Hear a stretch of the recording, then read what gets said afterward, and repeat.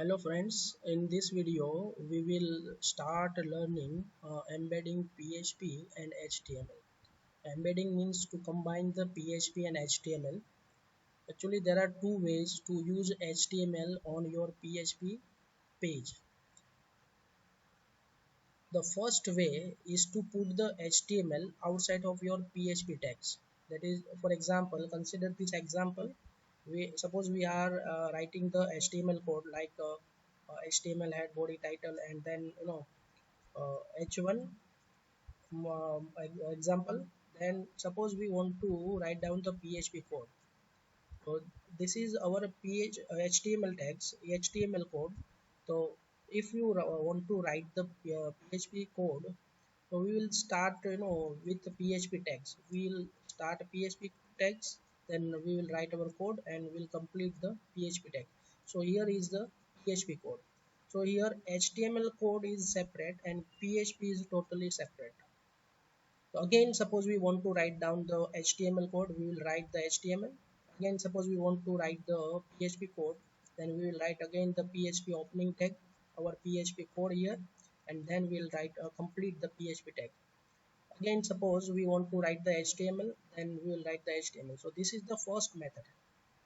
In this method, what we have done is we have returned the HTML, then PHP, then again HTML, again PHP, again HTML.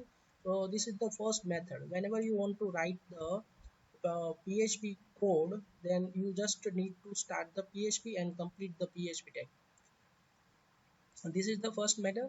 Is as you can see, you can use any HTML you want without doing anything special or extra in your PHP file. Okay. So the second method to use HTML with PHP is by using print or echo statement. Uh, in this method, consider this example. What we will do, we will write everything within the PHP code. We'll start from PHP opening text.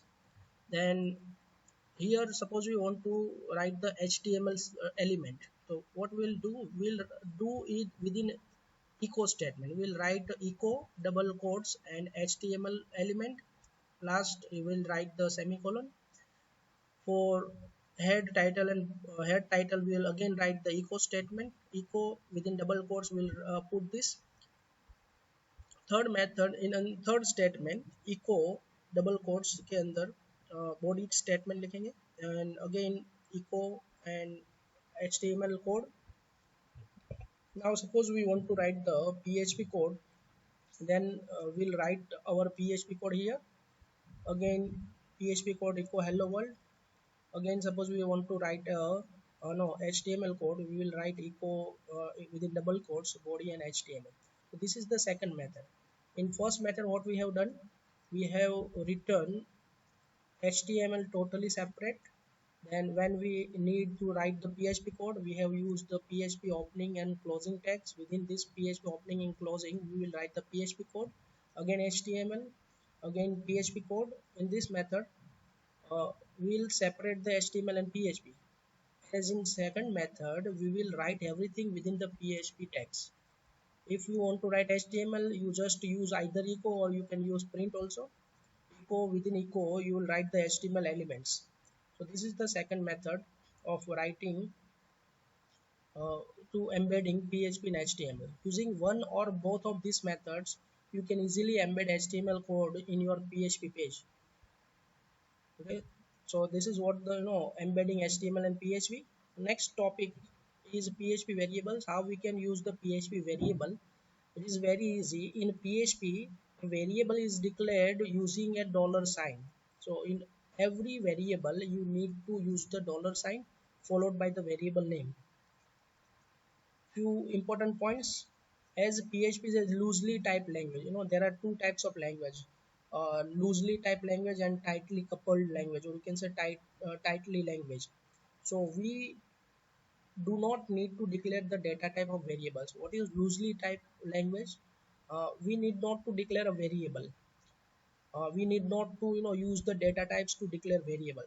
it automatically analyze the value and makes the conversion to its correct data type. So whenever you know write want to use the variable, you just write a variable name and assign the value. It will automatically convert the data type.